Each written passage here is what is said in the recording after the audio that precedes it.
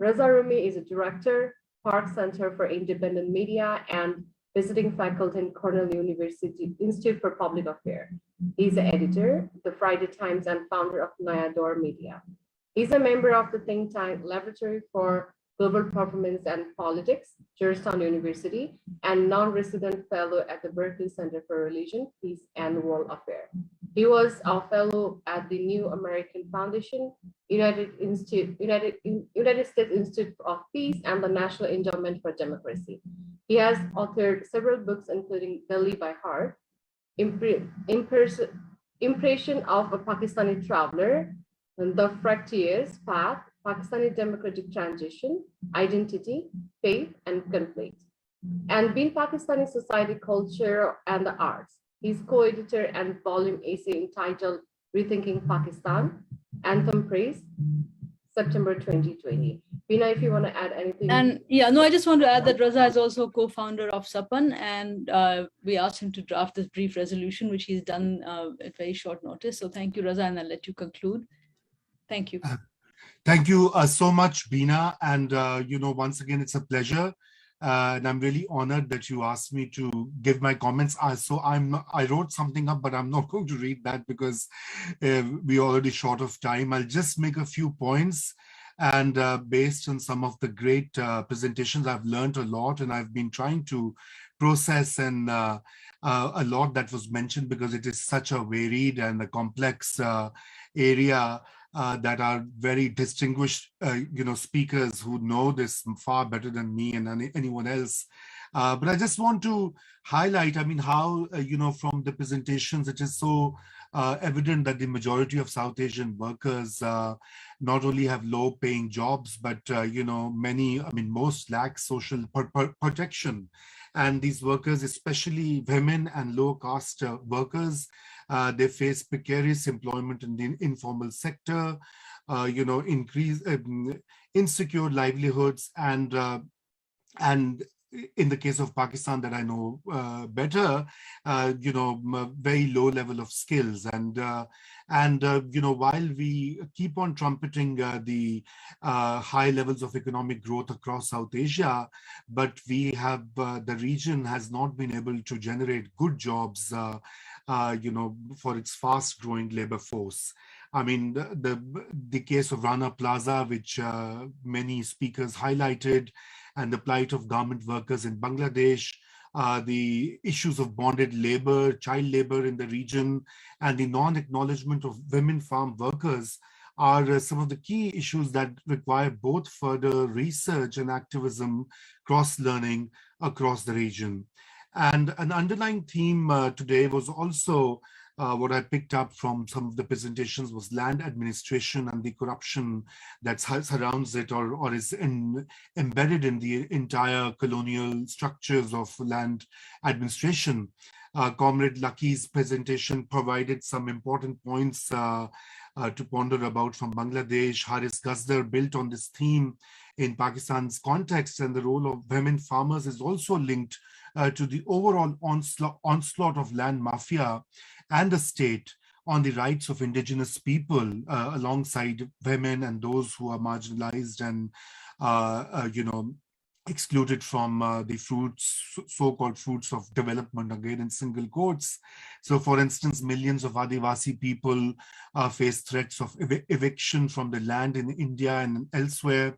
And even the colonial judiciaries, which we think are going to set things right and provide rights or enforce basic rights, have pushed people out of their lands. I remember Indian Supreme Court's ruling in 2019, which evicted many people. In Pakistan, peasants have been forced out by property tycoons, often with the backing of state authorities. The most glaring case was that of the Kohistani people in Sindh province, most recently, a couple of years, where 10,000 acres of land were illegally taken for a big land development scheme.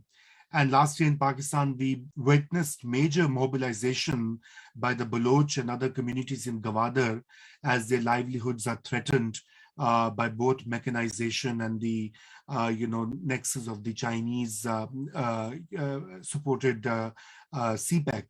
the China-Pakistan Economic Corridor. And, those were really amazing, moments where the local fisher folk were protested for days and weeks, leading to some kind of relief, but not entirely, because it's going to come up again. So while we face this huge prospect of adding 12 million jobs a year, each year, because of the fast growing workforce, but at the same time, we have this huge challenge to revise and update the legal frameworks and decolonize them and implement them better in the South Asian region. Neoliberal economic paradigms adopted by most countries in the region, unfortunately, have led to also, another important new facet, which is a global issue of what is known as the gig economy. Hailed as a false revolution, the plight of gig workers remains abysmal in many countries of South Asia, especially India and Pakistan. Data show that the average cab driver or delivery rider in India and Pakistan is a male aged between 18 and 30, who's struggling to feed his family. Gig workers in India earn on an average $9.8 per day, while their peers in Pakistan earn about $6.5 a day.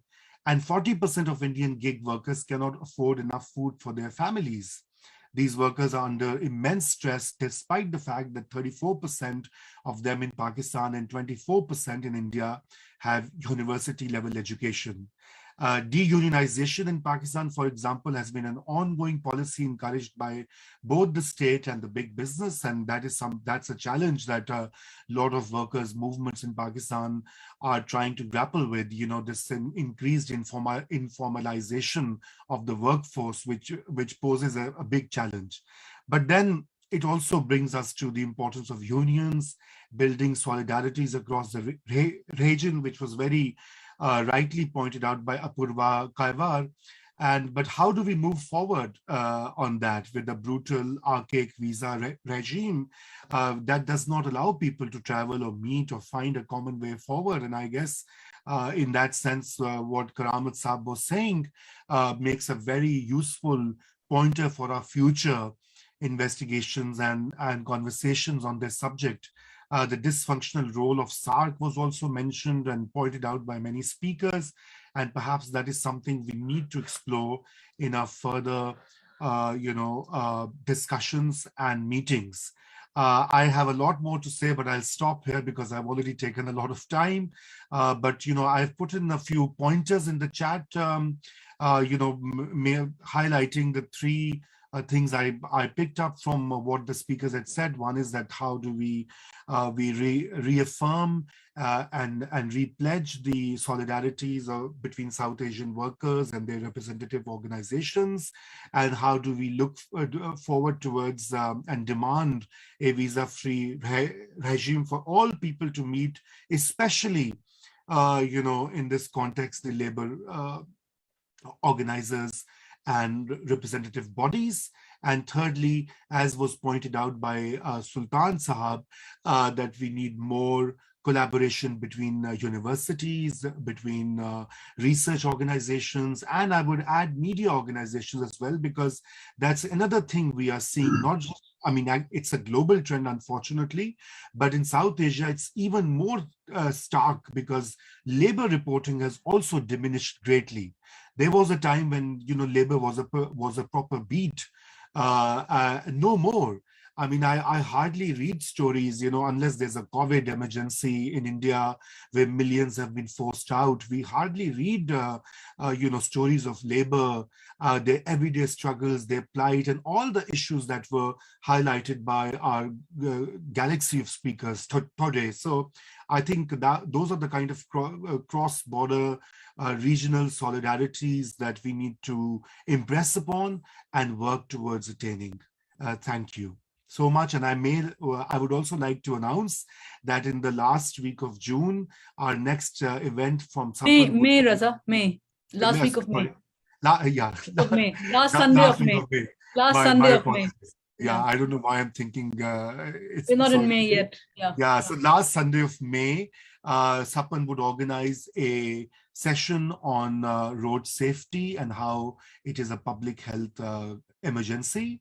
We would have speakers on that subject, and it's just a reminder, but of course you'll get due notices as well. And with that, I would like to thank everyone, and those who wish to stay on, please do so. So that if you want to chat further or talk more among each other.